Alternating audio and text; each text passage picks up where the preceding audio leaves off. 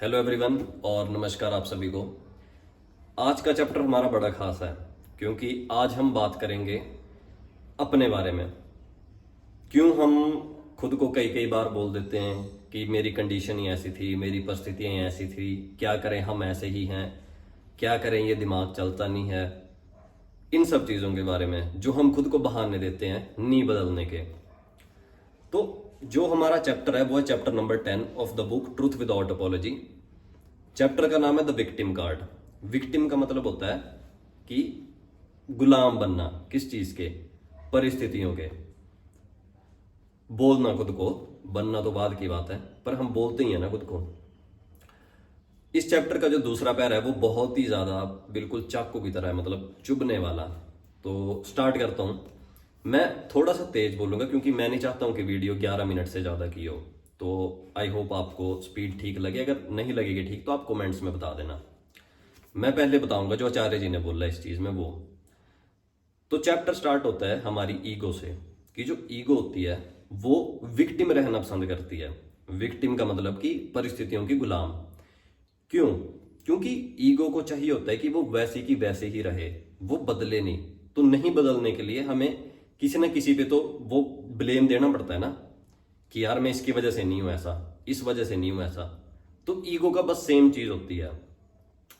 Ego prefer करती है कि कोई उसको बेचारा बोलता रहे रेदर देन उसको कोई सोल्यूशन दे, कोई उसको सिंपथी देता रहे। ठीक है, जैसे मान लो मैंने कुछ किया है, मैंने कोई चीज अचीव की है कुछ, तो मैं बोलूंगा कि यार देखो मैंने किया, तो उसमें मेरा मैं होगा कि मैंने किया देखो। लेकिन अगर मेरे साथ कुछ बुरा होता है ना, तो मैं उस चीज को ऐसे बोल देता हूं कि ये मेरे साथ हुआ। अगर अच्छा है तो मैंने किया, बुरा है तो मेरे साथ हुआ। ये ईगो कर रही है मेरी। मेरी ईगो मेरे को बोलती है कि अगर मेरे साथ कुछ अच्छा होता है तो देख मैं करती हूँ वो चीज, मेरी वजह से होती है वो। पर मेरे साथ कुछ बुरा होता है तो वो मेरी गलती नहीं थी, वो किसी बाहर वाले की गलती है, वो किसी परिस्थितियों की गलती है। Playing the victim is it favourite pass time, मतलब कि जो विक्टिम प्ले करना होता है वो ईगो का फेवरेट टाइम पास का तरीका होता है। क्यों? क्योंकि अगर ईगो को जिंदा रहना है तो उसको करना तो पड़ेगा ही, खुद को नहीं बदल के। अब है इसका दूसरा पैरा। ये अगर आप इस पहरे को समझ जाओगे ना तो आपके दिमाग से बहुत सारी बातें बाहर निकल जाएंगी। जैसे जो इस चैप्टर में बोल रहा है, मतलब जो इस पैरे में बोल रहा है वो है कि most of the time there is no other option. मतलब आचार्य देखो बहुत ही ज्यादा सटीक तरीके से बोलते हैं कि होता क्या है ना, देखो कि बुरी चीजें ही होती रहती हैं हमारे साथ। ठीक है, क्योंकि हम बदलते तो हैं नहीं ना, तो हर चीज में हम फेल ही होते रहते हैं। चाहे वो पढ़ाई है, चाहे वो जॉब है, चाहे वो काम है हमारा, चाहे वो कोई स्पोर्ट्स है या रिश्ते हैं, कुछ भी है, तो बुरी चीज होती रहती है। तो ईगो का ऐसा था ना कि कुछ अच्छा होगा तो मैं हूं, तो उस चीज तो उसको मिली नहीं, ईगो को मिली नहीं ये बात। तो ईगो क्या बोलती है अब? ईगो बोलती है कि ब्लेम करना सीख जाती है ईगो। ठीक है, क्योंकि अच्छा कुछ हो नहीं रहा ना, सक्सेस उसे मिल नहीं रही, सफलता कहीं मिल नहीं रही, हर बात में उसको फेलियर मिल रहा है। तो ईगो ने क्या किया? ईगो ने बोला कि ठीक है, जो भी मेरे साथ हो रहा है वो बस बाहर की वजह से हो रहा है। जैसे कई लोग होते हैं ना, क्या कर सकते हैं, परिस्थितियां ऐसी ही थी, क्या कर सकते हैं, ये बात जो बोलते हैं कई लोग। या जैसे कई बच्चे होते हैं जो चीज याद नहीं करते हैं लेकिन बोलते हैं कि मेरे दिमाग में चीज नहीं घुसती। सेम चीज है, क्योंकि सक्सेस मिली नहीं ना, कभी कभी सफलता मिली नहीं, तो किसी के सामने बोलना भी क्या। तो ईगो बोलना ये सीख जाती है दूसरों के सामने, पर क्योंकि दूसरे तो पूछेंगे ही हमें, दूसरे चुप थोड़ी रहते। जैसे मान लो अगर कोई 25 26 27 साल का है तो उससे यही नहीं पूछते कि तुम जॉब कहाँ लगे हो। मान लो उससे टेस्ट नहीं क्लियर हो रहे हैं, मान लो, तो वो क्या बोलेगा? तो यही नहीं बोलेगा कि मेरे से पढ़ा नहीं जाता, मेरे दिमाग में चीज़ नहीं घुसती। ऐसी बातें बोलते हैं ना हम लोग। जब 10वीं 12वीं में ही हो कोई, 10th 11th 12th का बच्चा, सेम चीज़ है। तो ये जो ब्लेम गेम है ना, ये कांस्टेंट रहती है। मतलब ईगो बोलती रहती है बात कि ये चीज़ है तो ये इस वजह से हुई है, ये चीज़ है ये उस वजह से हुई है, ऐसी बातें ईगो करती रहेगी। ठीक है, और one miss Fortune after another आता रहेगा। मतलब पहले आप एक चीज में फेल हुए हैं, फिर आप दूसरी चीज में फेल होंगे, फिर आप तीसरी चीज में फेल होंगे। क्योंकि आप आदत थोड़ी बदल रहे हैं अपनी, आप उस हरकत को थोड़ी बदल रहे हैं अपनी जिसकी वजह से आप फेल हो रहे हैं। आप तो वही रह रहे हैं, पर आप सोच रहे हैं कि कुछ बदल जाए, पर वैसे थोड़ी बदला जाता।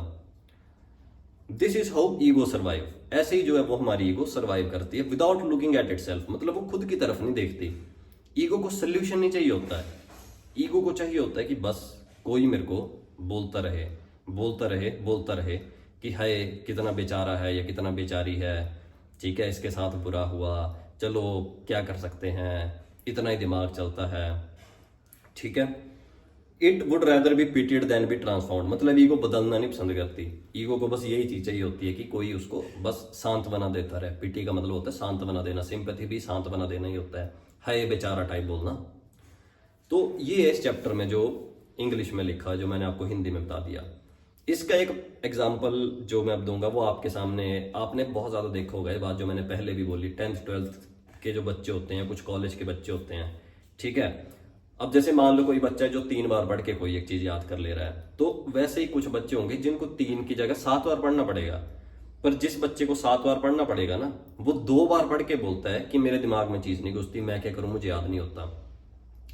नहीं तो वो ऐसा बोल देता है कि टीचर अच्छा नहीं है, नहीं तो वो ऐसा बोल देता है कि बच्चे अच्छे नहीं है, नहीं तो ऐसा बोल देता है क्लासरूम का माहौल अच्छा नहीं है, ठीक है। यही चीज आगे उसकी लाइफ में जाती है जब वो कॉलेज में होता है, क्योंकि खुद को थोड़ी बदल रहा, कभी वो खेल लेगा नहीं, बहाने मार देगा, जिम नहीं जाएगा, बहाने मार देगा कि जिम दूर है, गाड़ी नहीं है मेरे पास, बाइक नहीं है मेरे पास, कैसे जाऊं मैं, टाइम ज़्यादा लगेगा, स्पोर्ट्स नहीं खेलेगा क्योंकि मैंने कभी खेला नहीं तो मुझे आता भी नहीं, ऐसी जैसी बातें बोलते तो हैं, बहुत लोग होंगे आपके आसपास भी। सेम चीज़ वो जॉब में करेगा, फिर उसको जॉब अच्छी नहीं मिलेगी क्योंकि वो पढ़ा नहीं अच्छे से, तो जॉब में भी वो ऐसे बोल देगा कि क्या कर सकते हैं, कंडीशन ही ऐसी हैं, चीज़ें ही ऐसी हैं, कई बार टाइम ही ऐसा होता है, बोलते हैं ना ऐसी बातें। फिर वही चीज़ हम रिश्तों में डाल देंगे। जैसे कई लोग होते हैं वो जिन मतलब जो काफ़ी, जैसे आचार्य जी ने लिखा है ना इसमें कि जब आप हर जगह फेल ही हो रहे हो ना, तो आप फेल ही होते जाओगे और ईगो सीख जाती है कि दूसरे को बोलना कि मैं ऐसा इसलिए नहीं हूं, क्योंकि ब्लेम कर देना कि कंडीशंस ऐसी थी, ये ऐसा था, वो ऐसा था। तो उसमें देखो होगा क्या, अब रिश्ते में आप जाओगे तो रिश्तेदार क्या पूछते हैं हमसे, ज्यादा से ज्यादा क्या पूछते हैं, बच्चा कोई तो उससे पूछते हैं ना पढ़ाई कैसी चली है, बड़ा है कोई तो उससे क्या पूछते हैं कि नौकरी कहाँ लग रहे हो, क्या कर रहे हो आजकल, ये चीज नहीं पूछते हम, 2-3 चीजें। तो सेम चीज फिर हम रिश्तेदारों के सामने भी कैसे बात करेंगे, क्योंकि हम तो फेल ही हो रहे हैं, क्योंकि हमारी ईगो बदलना तो चाह नहीं रही है। तो वही चीज हम रिश्तों में करते हैं, फिर रिश्तों को भी अवॉइड करते हैं धीरे धीरे, मतलब एक टाइप ऑफ अवॉइडिंग नेचर बन जाता है हमारा, जब हम सिर्फ ईगो की ही बात मान रहे होते हैं और खुद को बदलना नहीं चाह रहे होते हैं। और ये सारी चीज कहां से आ रही होती है, क्योंकि हमारी ईगो को सरवाइव करना होता है। तो ये इसमें एक प्रैक्टिकल बात है जिसको आप मतलब आप सोच सकते हैं कि यार हाँ हमारे आसपास भी ऐसे लोग हैं। आप और आपने ऐसे जरूरी नहीं कि यंग ही हो, ऐसा बूढ़े भी होते हैं कई ऐसे कि टाइम ही वैसा था, थी कंडीशंस वैसी थी, कुछ हो सकती हैं, जैसे मान लो फाइनेंशियली किसी का नहीं है, वो बिल्कुल अलग बात है। पर कुछ जहां पे हम बदल सकते थे, जहां पे चीजें भी ठीक थी, पर हमने खुद ही बदलाव नहीं करना चाहा, वो प्रॉब्लम है। तो ये इसका एक प्रैक्टिकल एप्लीकेशन है, मतलब प्रैक्टिकल एग्जांपल है। अब आती है इसकी सोल्यूशन, आप कहां पे इसको अप्लाई कर सकते हैं अपनी लाइफ में। प्रॉब्लम ये है ना कि इस अगर ऐसी बात अगर जाननी हो तो या तो आप कोई ऐसी चीज पढ़ रहे हैं जैसे ये किताब है, या आप ऐसे इंसानों को सुन रहे हैं जैसे आचार्य प्रशांत, जो आपको बता सकें भाई कि प्रॉब्लम ये नहीं है कि बाहर दिक्कत है, प्रॉब्लम ये है कि भाई तू नहीं बदलना चाह रहा। नहीं तो इसका जो, या तो यही 2 सोल्यूशन है ना, इन दोनों में से आप कुछ कर रहे हैं तो ठीक है, और इसका सोल्यूशन ढूंढना काफी मुश्किल है, काफी मुश्किल। क्योंकि ज्यादातर ये चीजें तब सीखता है इंसान जब जिंदगी उसे सिखा देती है धक्के मार मार के। क्योंकि एक दिन तो जिंदगी भी जो बार बार फेलियर है वो अकोमुलेट होंगे ही ना, इकट्ठे तो होंगे ही होंगे। तो एक दिन जिंदगी एक बड़ा धक्का देगी, वो ज्यादा लगेगा। पर हमने कभी वो छोटे धक्के तो देखे नहीं जो हमें हर साल हर दिन मिल रहे थे, सेम चीज। इसका जो एक सोल्यूशन है ना जो आप सोच सकते हो, वो ये है कि जैसे मान लो किसी का कोई दोस्त है, अच्छा दोस्त है जिसकी बात का आप बुरा नहीं मानो, आप उसको बिठा के एक बात बोल सकते हो कि यार देख, तूने मुझे वो बात बोलनी जो मेरे में कमी है वो तू मेरे को बता, मैं कुछ बुरा नहीं मानूंगा, जो भी तूने बोला मैं उसको भूल जाऊंगा, मैंने बस अपनी कमियां जाननी है।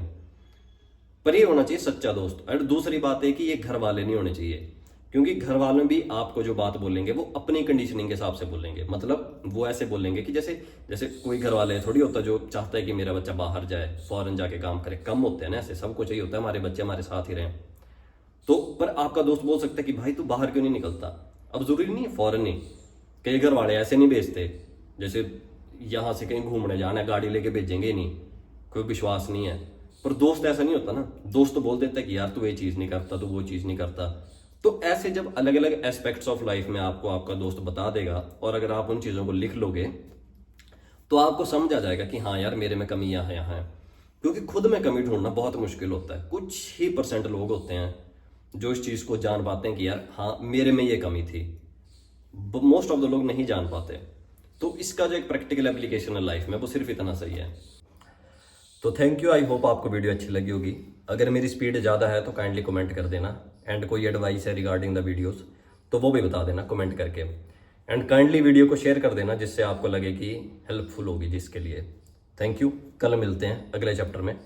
And don't be a victim.